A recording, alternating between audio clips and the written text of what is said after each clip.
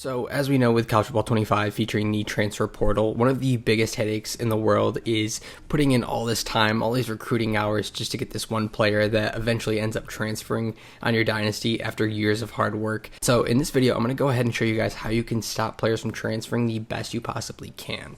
Now, I will say right now that there is no permanent fix aside from these things. There's no off button from stopping players to transfer. I think the best way to show you how to actually stop your own players from transferring is to actually look at the transfer portal from other schools, other players from other schools, if you will, during the offseason. So if we go ahead and look at the transfer portal right here, you can actually see in the bottom right corner, players have deal breakers. This can be such things as pro potential, coaching style, campus environment, championship contention. And then underneath, we also see that you need a B- to either keep that player or to obtain him. We have a C- for some things. I see a few A-, a B+. Some of these recruits should be easier to keep. So what is the objective when it comes to keeping our own players?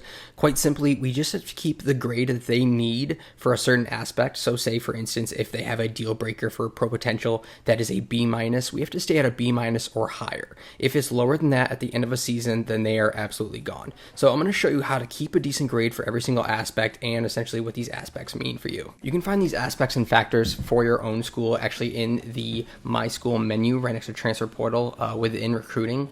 Once you go there, you will see proximity to home and play style. These won't be graded only because it's going to vary from recruit to recruit. So say if you pass a ton, then you're actually going to have a super high impact or, an A or a B, if you will, in terms of play style when it comes to recruiting other quarterbacks. For proximity to home, I mean, this one's pretty self-explanatory.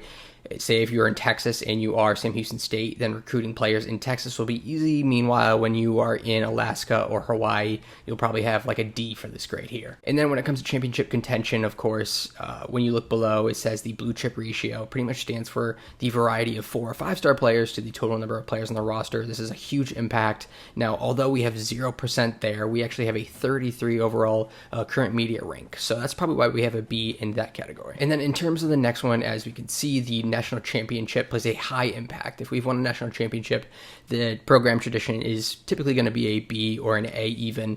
Playoff games also count very highly, as well as Heisman winners. Meanwhile, smaller feats such as conference championships and bowl games only have medium impact, so that's probably why we're a C for Sam Houston State. One of the reasons why it's so tough to build up a 1-star program is actually because of the campus lifestyle and a few other aspects that cannot be changed. As we can see here, campus lifestyle is a measure of how pleasant the student experience is between Saturdays and isn't impacted by the success of the football program. Campus lifestyle cannot be improved by user actions, so you're going to stick with this rating throughout your whole entire career as a coach at a certain school. The only way you can change this, obviously, is to get hired somewhere else. So if you want to take on a challenge, definitely go for a smaller school or maybe a school with low academics. And then here's another one where it comes to on-field play. Stadium atmosphere is essentially just winning at home. As long as you win at home, high impacts across the board, it seems. Just win at home and players won't be leaving. If players do have this and you're not winning at least, half of your home games, then they are definitely out the window. Now, pro potential is sort of a strange beast, to be honest with you. You kind of have to focus in on a few players and sort of beef up their stats season by season to ensure that they're either a projected first, second, or third.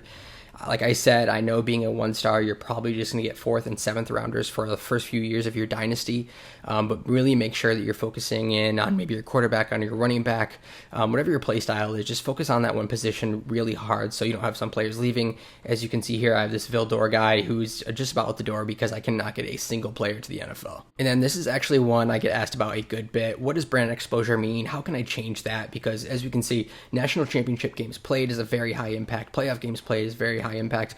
All you have to do is win games. All you have to do is win games, especially with the national TV games played. Just be ranked. When you're ranked and you're playing another ranked opponent, that is how you get national TV exposure, and that is how you're going to get your brand exposure up. So if you can get that up to a B or even a C, actually is not that bad at all, especially if you are a 2- or 3-star school. And as I have said with campus lifestyle, academic prestige you cannot control. You can't change the teachers. You can't change the deans of your schools. So unfortunately, you're stuck with it. And if you're Sam Houston State or anything worse, I am definitely praying for you here because you'll definitely lose some players on this one. Conference prestige is pretty self-explanatory. Of course, the other members of your conference are going to have to pull their weight in terms of recruiting and winning games. Now, you can obviously pull yours own as well, getting your stars up and just winning games, winning bowl games, national championship games. Or, of course, you could also use the custom conferences option to join something like the Big Ten or the SEC to immediately be a B or an A. Sort of the cheat code way out, but it's the easiest way to get recruits for sure. Coaching stability, I guess the biggest thing you can do here is just not be on the hot seat, win games. As you can see, I have job security for 100, and so it's going to be an A automatically, especially if you actually have your coach there for more than 10 years. You can also expect it to be an A. One tricky thing you want to watch out for, you might get less recruits on the last year of your contract because they might think, oh, he's probably going to leave. Why would I sign there? So just a heads up if you're kind of seeing a dip in recruits on that last year of your 3 to 5 year contract. Coach prestige, so just win games, don't get fired. Now I know the coordinators play a slight impact here, so if you do want to recruit high level of coordinators, you should be able to get a higher grade for sure. Meanwhile, your athletic facilities is solely driven by your team prestige, so just win games for this one.